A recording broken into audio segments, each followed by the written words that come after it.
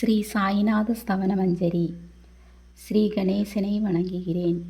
எல்லாவற்றுக்கும் ஆதாரமானவனே, மயூரேஸ்வரா, எல்லாவற்றுக்கும் சாட்சியாக விளங்குபவனே, கௌரியின் மகனே, ஓ எண்ணங்களுக்கு எட்டாதவனே, பெருத்த வயிறுடையவனே, ஸ்ரீ கணபதி எங்களை காப்பாற்று. நீ எல்லா கணங்களுக்கும் முதல்வனும் தலைவனும் ஆவாய். எனவே உன்னை கணேசன் என்பர். எல்லா சாஸ்திரங்களாலும் ஏற்றுக்கொள்ளப்பட்டவன் நீ. சாரதா வாக்கின் தெய்வமே, நீ ஒடிவடிவாக பிறக்கும் பதங்களின் தலைவி. உன்னுடைய இருப்பினால்தான் உலகத்தில் எல்லா நிகழ்வுகளும் நடக்கின்றன. நீ எழுத்தாளர்களின் தேவதை. நீ எப்போதும் தேசத்தின் அணிகலனாக விளங்குகிறாய். உனது எல்லையற்ற சக்தி எல்லாவற்றிலும் விளங்குகிறது. ஓ ஜெகதாம்பா, உன்னை வணங்குகிறேன். ஓ பூரண பிரம்மா, தெய்வீக தோற்றத்தின் மிக உயர்ந்த இறுதி நிலையில் உள்ளவனே, மகான்களுக்கு பிரியமானவனே, குணங்களோடு கூடிய உருவம் எடுத்தவனே, பண்டரிராயா, கருணை கடலே, எல்லையற்ற கருணை உடையவனே, பாண்டுரங்கா, ஓ நரஹரி, நீ எல்லாவற்றிலும் சூத்திரதாரி, எல்லாவற்றையும் ஆட்டுவிக்கும் கயிற்றை தாங்கியவன். உன்னுடைய உண்மையான உருவத்தை பற்றி ஆராய்ச்சி செய்கின்றன. வெறும் புத்தக அறிவு மட்டுமே பெற்றவர்களுக்கு நீ காணப்படுவதில்லை. ஓ சக்கரபாணி, அத்தகைய அறிவியல்கள் யாவும் வெறும் வாத பிரதிவாதங்களிலேயே உழறுகிறார்கள். மகான்கள் மட்டுமே உன்னை அறிகிறார்கள். மற்றவர்கள் குழப்பத்தில் மூழ்கியவர்களாக, மயங்கியவர்களாக உள்ளார்கள். உனக்கு பக்தியோடு கூடிய எனது சாஷ்டாங்க நமஸ்காரத்தை சமர்ப்பிக்கிறேன். ஓ ஐந்து முகங்களுடையவனே, சங்கரா, மனித மண்டையோடுகளான மாலை அணிந்தவனே, நீல நிறமுடைய கழுத்தனே, திகம்பரா, ஓங்கார ரூபா, பசுபதி, எவருடைய உதடுகளில் உனது நாமம் விளங்குகிறதோ அவர்களுடைய துன்பங்கள் உடனடியாக விலகிவிடும். ஓ துர்ச்செடி, உன் நாமத்தின் மகிமை அத்தகையது. உனது பாதங்களை வணங்கி நான் இந்த துதியை எழுத முற்படுகிறேன்.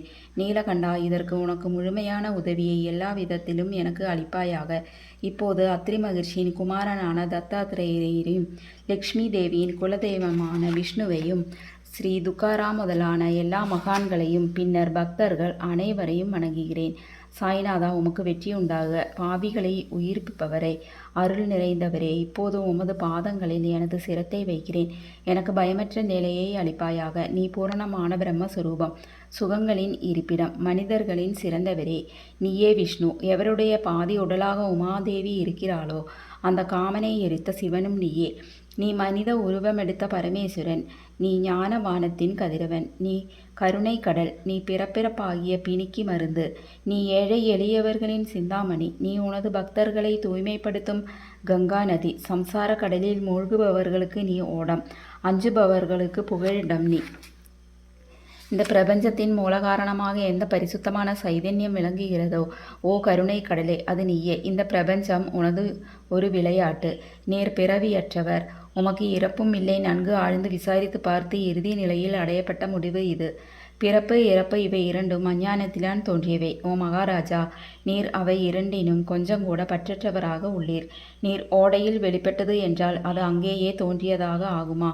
முன்பே நீர் நிரம்ப உள்ளது. உள்ளே இருந்து வெளியே வந்தது, அவ்வளவே. படுகையில் நீர் வந்தபோது அதற்கு ஓடை என்ற பெயர் ஏற்பட்டது.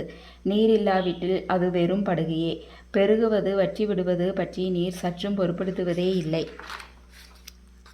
நீர் படுகைக்கு கொஞ்சமேனும் முக்கியத்துவம் அளிப்பதில்லை. படுகை மற்றும் நீர் நிறைந்துள்ள போது பெருமை கொள்கிறது. நீர் வற்றும் போது மிகவும் வருந்தும் நிலையை அடைகிறது. மனித உடல் நீர்ப்படுகை போன்றது. சுத்த சைதன்யமே பரிசுத்தமான நீரூற்று. நீர்ப்படுகையில் எண்ணற்றவை. இருப்பினும் நீர் மட்டும் வேறுபடுவதில்லை. பிறப்பற்றவரான அருள் கடலே, உமது வஜ்ராயுதம் அஞ்ஞானமாகிய மாலையை அழிக்கட்டும் என்று வேண்டுகிறேன். இத்தகைய எண்ணற்ற தோற்றங்கள் இதுவரை பூமியில் ஏற்பட்டுள்ளன, இப்போதும் இருந்து வருகின்றன, காலகிராமத்தில் இனிமேலும் ஏற்பட போகின்றன. அந்த ஒவ்வொரு தோற்றத்துக்கும் ஒரு தனி பெயரும் உருவமும் கிடைக்கிறது. அதன் மூலம் உலகத்தில் அவற்றை பிரித்தெறிகிறார்கள். சைதன்யத்தை பொறுத்தவரை நான் நீ என்று கூறுவது பொருந்தாது. இருமை என்பதே எங்கு இருப்பதற்கு இடமில்லையோ அதே உண்மையில் சைதன்யம் எனப்படுவது. மேலும் உண்மையில் சைதன்யம் பிரபஞ்சம் முழுவதும் வியாபித்து உள்ளது. பின் நான் நீ என்ற பாவனை எவ்வாறு பொருந்தும்?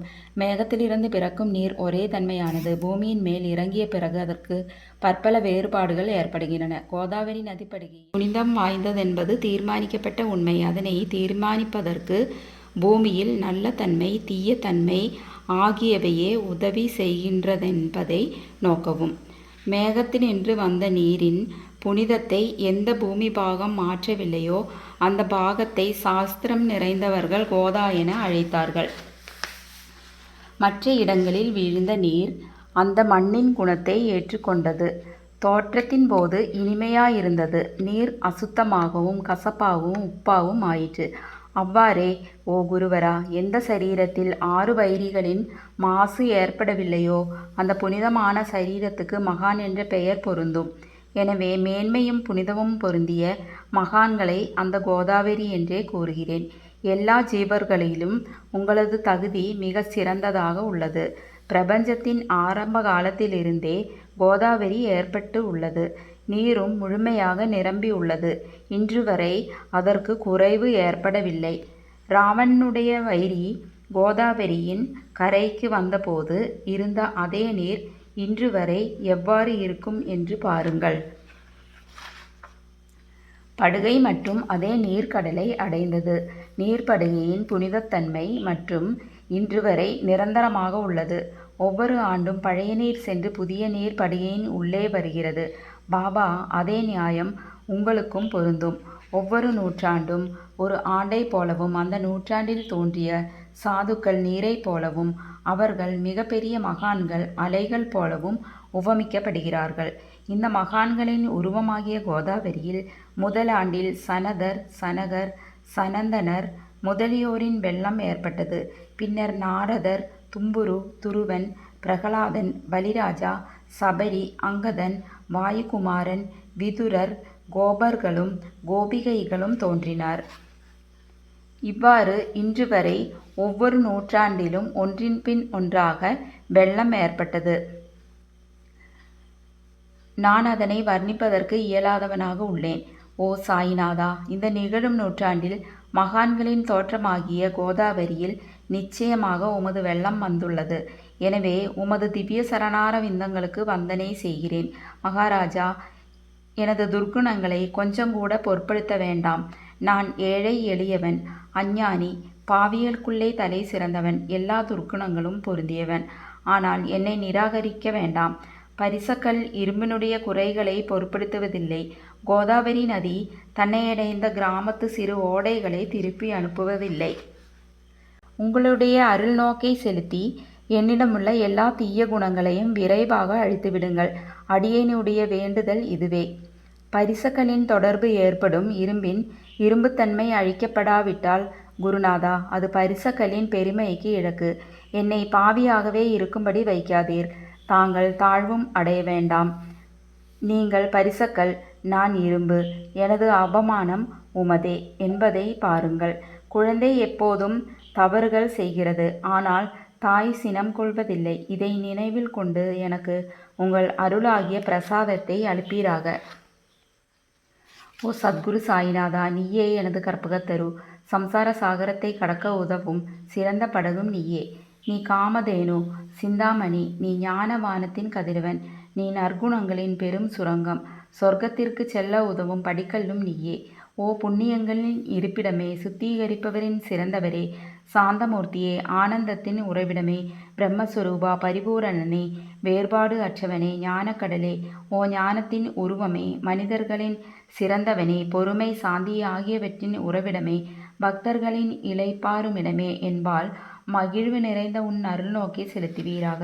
சத்குரு மச்சீந்தரரும் நீயே, மகாத்மா ஜாலந்தரரும் நீயே. நீயே நிவிர்த்திநாதரும் ஞானேஸ்வரரும் ஆவாய். கபீர், ஷேக் முகமது, இயேசுநாதர் ஆகியோரும் நீயே. நீயே போதலாவும் சாவதா மாலியும். உண்மையில் ராமதாசரும் நீயே. சாய்நாதா, நீயே துக்காராம், சகாராம், மகாராஜ மாணிக்க பிரபுவும் நீயே. உமது இந்த அவதாரம் உண்மையில் அறிய முடியாத விதமாக உள்ளது. தங்களுடைய ஜாதியை பற்றி எவரும் அறிந்து கொள்ளும்படி தாங்கள் விடவில்லை. சிலர் உங்களை முஸ்லீம் என்கின்றனர், சிலர் அந்தணர் என்கின்றனர். கிருஷ்ணனுக்கு சமமான லீலைகளை தாங்கள் செய்கிறீர்கள். ஸ்ரீகிருஷ்ணனை பார்த்து ஜனங்கள் பலவிதமாக பேசினர். சிலர் எதுகுலத்து அரிய ஆபரணம் என்றனர், சிலர் இடையன் என்றனர். யசோதை மென்மையான குழந்தை என்றாள். ஹம்சன் மகாகாலன் என்றான். உத்தமர் அன்பு வடிவமானவர் என்றார். அர்ஜுனன் பூர்ண ஞானி என்றான். அவ்வாறே குருநாதா தங்களைப் பற்றியும் தமது மனதில் நிச்சயப்படுத்தியதற்கு தக்கபடி அவர்கள் அழைக்கின்றனர். மசூதி உங்கள் இருப்பிடம். உமது காதுகள் குத்தியிருக்கப்படவில்லை.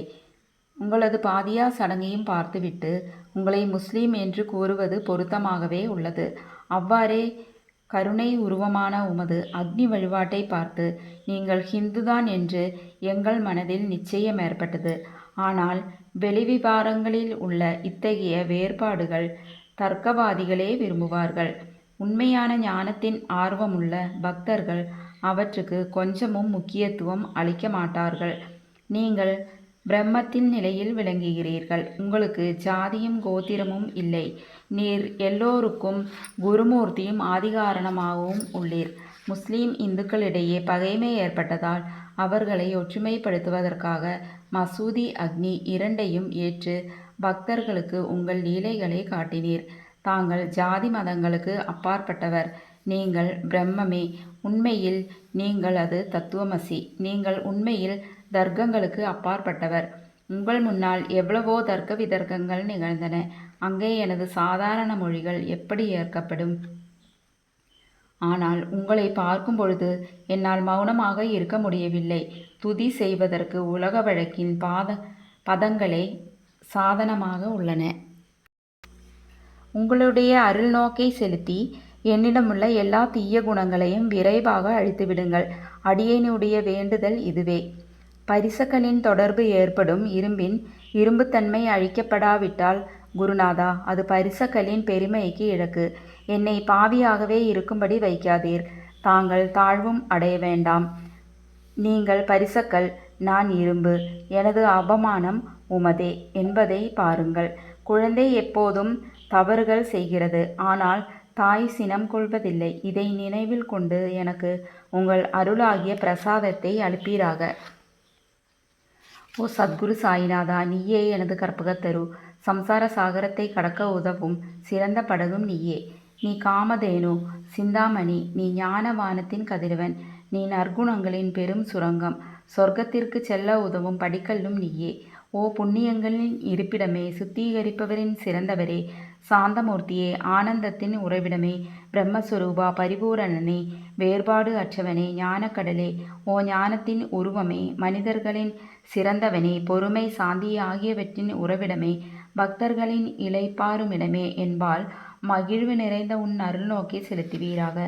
சத்குரு மச்சீந்தரரும் நீயே, மகாத்மா ஜாலந்தரரும் நீயே. நீயே நிவிர்த்திநாதரும் ஞானேஸ்வரரும் ஆவாய். கபீர், ஷேக் முகமது, இயேசுநாதர் ஆகியோரும் நீயே. நீயே போதலாவும் சாவதா மாலியும். உண்மையில் ராமதாசரும் நீயே. சாய்நாதா, நீயே துக்காராம், சகாராம், மகாராஜ மாணிக்க பிரபுவும் நீயே. உமது இந்த அவதாரம் உண்மையில் அறிய முடியாத விதமாக உள்ளது. தங்களுடைய ஜாதியை பற்றி எவரும் அறிந்து கொள்ளும்படி தாங்கள் விடவில்லை. சிலர் உங்களை முஸ்லீம் என்கின்றனர், சிலர் அந்தணர் என்கின்றனர். கிருஷ்ணனுக்கு சமமான லீலைகளை தாங்கள் செய்கிறீர்கள். ஸ்ரீகிருஷ்ணனை பார்த்து ஜனங்கள் பலவிதமாக பேசினர். சிலர் எதுகுலத்து அரிய ஆபரணம் என்றனர், சிலர் இடையன் என்றனர்.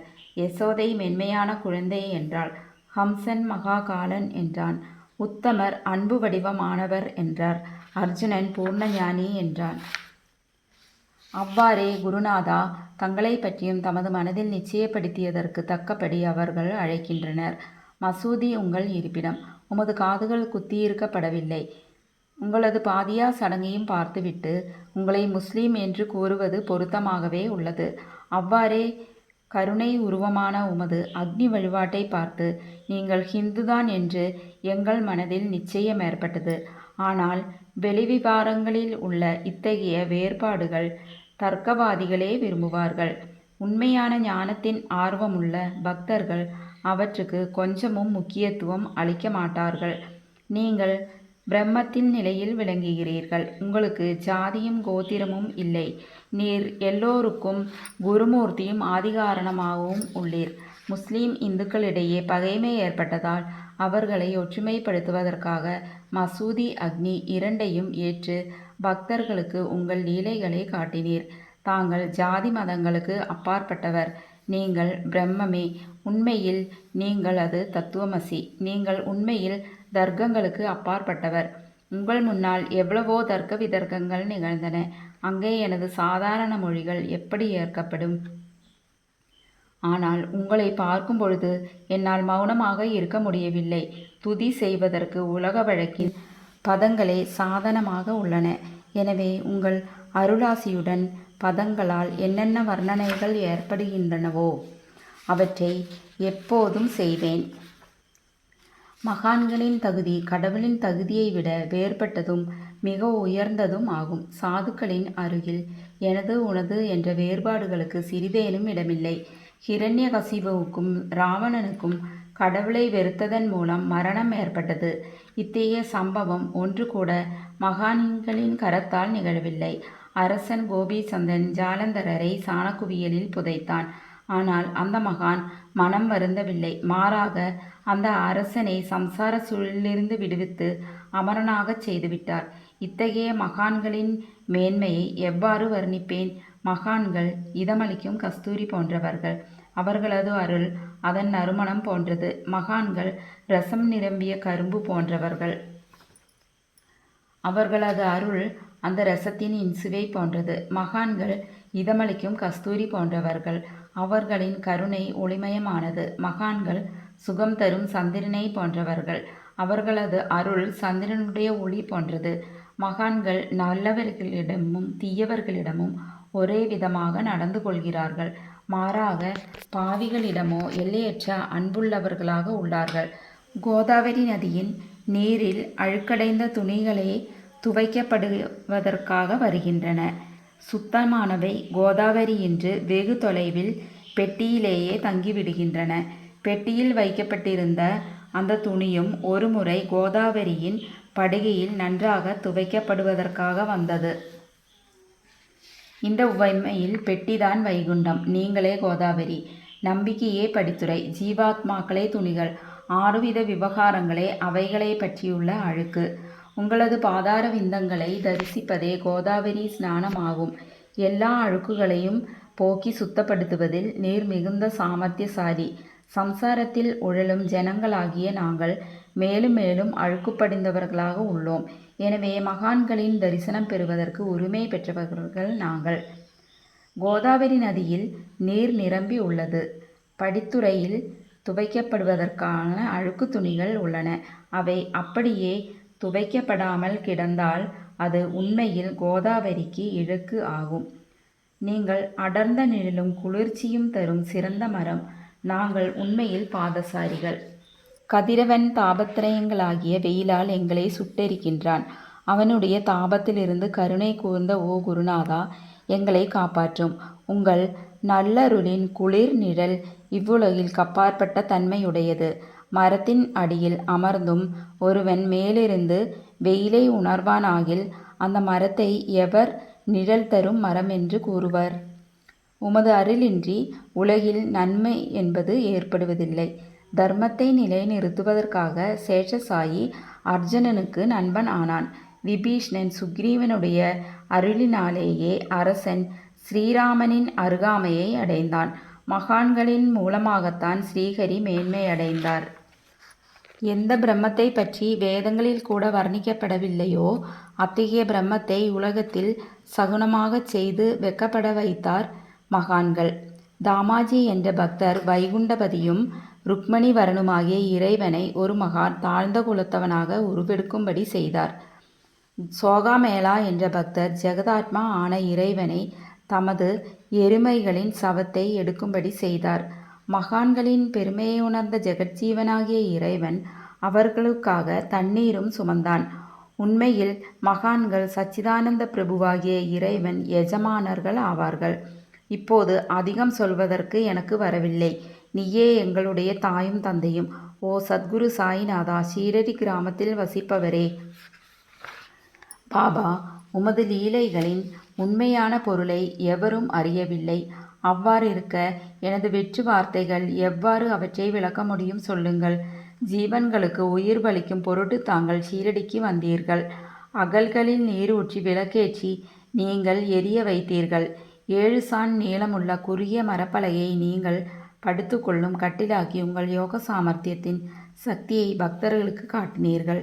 அநேக பெண்மணிகளின் மலட்டுத்தன்மையை நீக்கி அருளினீர்கள். எத்தனையோ வியாதிகளை உதியின் மூலம் குணப்படுத்தினீர்கள். இவ்வுலக சம்பந்தமான துன்பங்களை நீக்குவது உமக்கு ஒரு பொருட்டே அன்று. யானை ஒன்று எறும்பை ஒரு சுமையாக எவ்வாறு கருதும்? இப்போது குருநாதா, இந்த எளியவன் பால் கருணை காட்டுவீராக. நான் உமது பாதங்களை அண்டியுள்ளேன். என்னை திருப்பி அனுப்பி விடாதீர்கள். நீர் அரசருக்கெல்லாம் அரசர், குபேரனுக்கும் குபேரர், வைத்தியருக்கெல்லாம் வைத்தியர். உங்களோடு விட சிறந்தவர் எவரும் இல்லர். மற்ற தெய்வங்களை பூஜிப்பதற்கு அதற்கு தகுந்த சிறப்பு உபகரணங்கள் உள்ளன.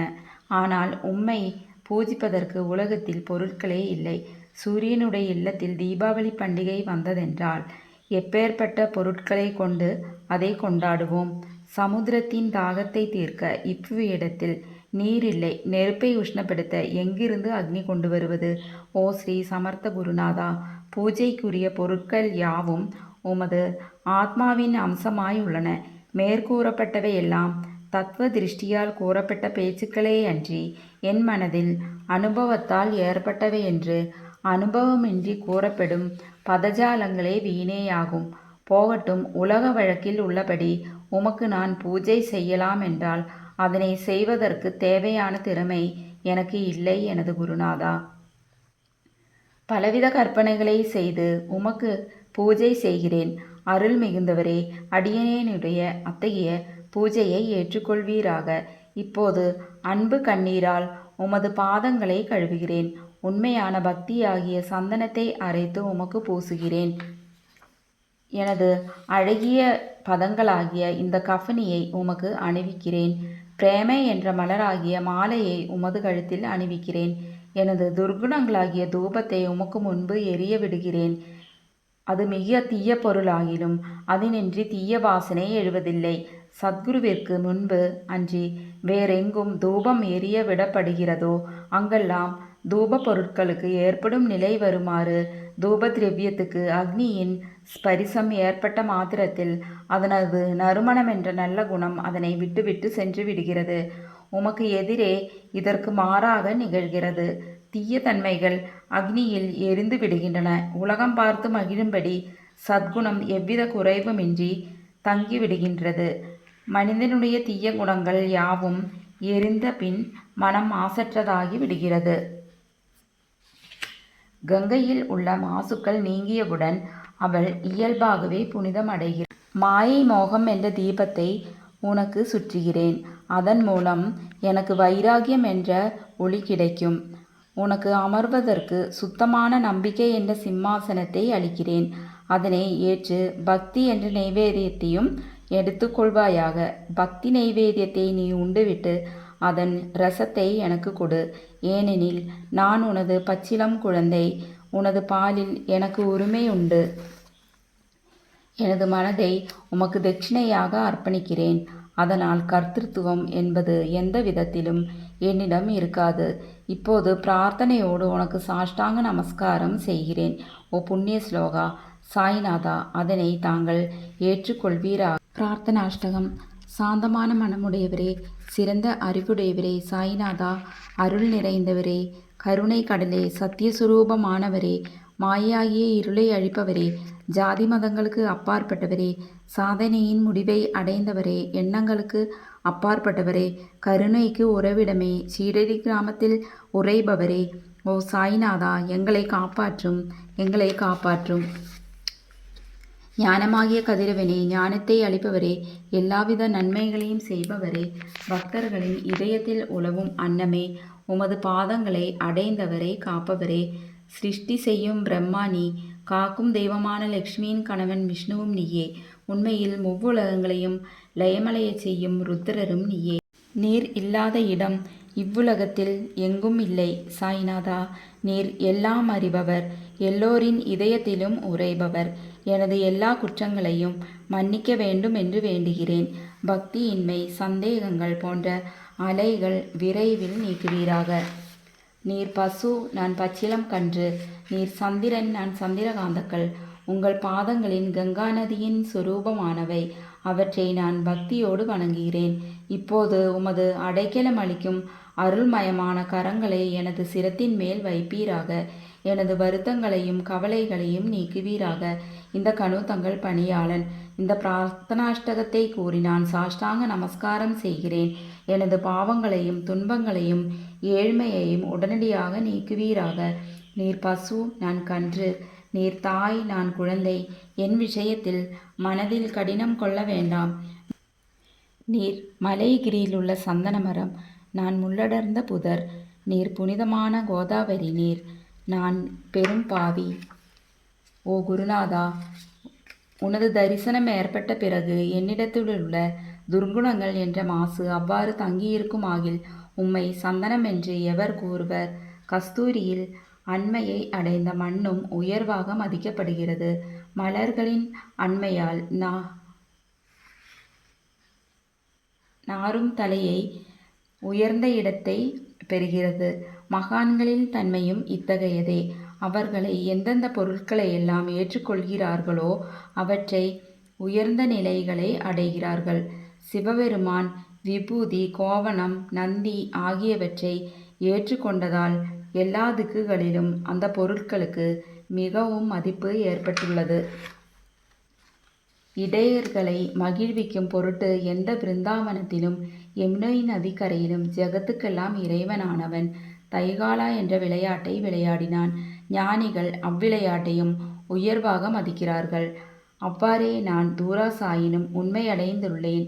ஓ குருநாதா, எனவே இதை பற்றி உம் உள்ளத்தில் எண்ணிப்பாரும். ஓ குருநாதா, இகத்திலும் பரத்திலும் எந்தெந்த பொருட்களையெல்லாம் சுகமென்று என் மனம் சந்தேகமென கருதுகிறதோ அவற்றையெல்லாம் நீரே நிறைவேற்ற வேண்டும். உனது கருணையினால் இவ்வாறு செய்துவிடும். எனது மனதை அடக்கிவிடும். சமுத்திரத்தை இனிமையாகச் செய்துவிட்டால் பிறகு உப்புத்தன்மையை பற்றி பயமில்லை. சமுத்திரத்தை இனிமையாக்கும் சக்தி உமக்கு உண்டு.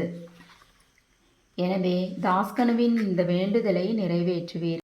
என்னிடம் என்னென்ன குறைகள் உள்ளனவோ அவை அனைத்தும் உமதே. சித்தர்களுக்கெல்லாம் அரசனான உமக்கு குறை என்பது பொருந்தாது. இப்போது அதிகமாக சொல்வது எதற்காக? நீரே எனக்கு ஆதாரம். தாயினுடைய இடுப்பிலுள்ள குழந்தை இயல்பாகவே பயமற்று இருக்கிறது. ஓ மகாராஜா, இந்த துதியை எவரவர்கள் அன்புடன் படிக்கிறார்களோ அவர்களுடைய விருப்பங்கள் நிறைவேற்றுவீர். இந்த துதியை படிப்பவர்களின் 3 வித தாபங்களும் 1 ஆண்டுக்குள் விலகிவிடும் என்பதே இந்த துதியின் மேல் உமது நிரந்தரமான அருளாசியாக இருக்கட்டும். ஸ்நானம் முதலியவற்றை செய்துவிட்டு சுத்தமான ஆனபின் மனதில் சுத்தமான பக்தியோடு தினமும் இந்த துதியை பாராயணம் செய்யவும். இவ்வாறு செய்ய முடியாவிட்டால் ஒவ்வொரு வியாழக்கிழமை அன்றும் மனதில் சத்குரு மூர்த்தியை இருத்தி படிக்கவும். அதுவும் கூட இயலாவிட்டில் ஏகாதசி தோறும் அதன் விளைவுகளை பார்ப்பதற்காக இந்த துதியை பாராயணம் செய்யவும். இந்த துதியை பாராயணம் செய்பவர்களுக்கு இறுதி கணத்தில் மிக உயர்ந்த நிலையை குருமூர்த்தியான சாய்நாதர் அளிப்பார். நான் சொல்வதை கேட்டுக்கொண்டிருப்பவர்களே, இவ்வுலகியல் ஆசைகளை அவர் வெகு விரைவில் நிறைவேற்றுவார். இந்த துதியை பாராயணம் செய்வதால், மீண்டும் மீண்டும் படிப்பதால் முட்டாள்கள் அறிவாளிகள் ஆவார்கள். எவருக்காயினும் வாழ்நாள் குறைவாக இருப்பின் அவர்கள் இதை படிப்பதால் 100 ஆண்டு ஆயுள் உள்ளவர்கள் ஆவார்கள். இந்த துதியை படிப்பதால் செல்வத்துக்கு குறைவு இருந்தால் குபேரன் அவர்களது இல்லத்துக்கு வந்து பணி செய்வான். இது சத்தியம், இது சத்தியம், இது சத்தியம் என்று 3 முறை உரைகிறேன். சந்ததியற்றவர்களுக்கு இந்த துதியை பாராயணம் செய்வதால் குழந்தை செல்வம் கிட்டும். இதனை படிப்பவர்களின் ரோகங்கள் முற்றிலும் விலகிவிடும். தினந்தோறும் இந்த துதியை பாராயணம் செய்வதால் பயமும் கவலைகளும் நீங்கிவிடும். மதிப்பும் மரியாதையும் உயரும். அழிவற்ற பிரம்மத்தை உணர்வார்கள். ஓ அறிவாளிகளே, உங்களது மனதில் இந்த துதியை பற்றி நம்பிக்கை கொள்ளுங்கள். தர்க்கங்கள், தவறான எண்ணங்கள் ஆகியவற்றுக்கு கொஞ்சம் கூட இடம் கொடுக்க வேண்டாம். ஷீரடி க்ஷேத்திரத்துக்கு கிராமமாக யாத்திரை செல்லுங்கள். பாபாவின் திருவடிகளை மனதில் இருத்துங்கள். அவர் அனாதைகளின் உறவினர், பக்தர்களின் விருப்பங்களை பூர்த்தி செய்யும் கற்பகத்தரு. அவர்களுடைய பிரேரணையினாலேயே இந்த துதியை எழுதினேன். இல்லாவிட்டில் பாமரனாகிய என்னால் இத்தகைய படைப்பு எவ்வாறு ஏற்பட முடியும்? சக ஆண்டு 1840 பாத்ரபத மாதம் சுக்லபட்சத்தில் கணேச சதுர்த்தி திதியன்று திங்கட்கிழமை 2வது பிரகரத்தில் பிரகரம் 3 மணி நேரம் புனிதமான நர்மதா நதி தீரத்தில் உள்ள மகேஸ்வரர் என்ற க்ஷேத்திரத்தில் ஸ்ரீ அகல்யா தேவியின் சந்நிதியில் ஸ்ரீ சாய்நாத ஸ்தவன மஞ்சரி நிறைவடைந்தது. மகேஸ்வரம் என்ற புகழ்பெற்ற க்ஷேத்திரத்தில் இந்த துதி நிறைவடைந்தது. ஸ்ரீ சாய்நாதர் என் மனதில் புகுந்து ஒவ்வொரு பதத்தையும் கூட வைத்தார். தாமோதரன் என்ற சீடன் இந்த துதியை எழுதினான். தாஸ்கனுவாகிய நான் எல்லா மகான்களுக்கும் பணியாள். ஸ்ரீ சாய்நாத ஸ்தவன மஞ்சரி சம்சார சாகரத்தை கடக்க உதவட்டும். ஓ பாண்டுரங்கா, இதுவே தாஸ்கனுவின் பக்தி மிகுந்த பிரார்த்தனை. மங்களம், சுபமங்களம். ஸ்ரீ சச்சிதானந்த சத்குரு சாய்நாத் மகாராஜ் கி ஜெய்.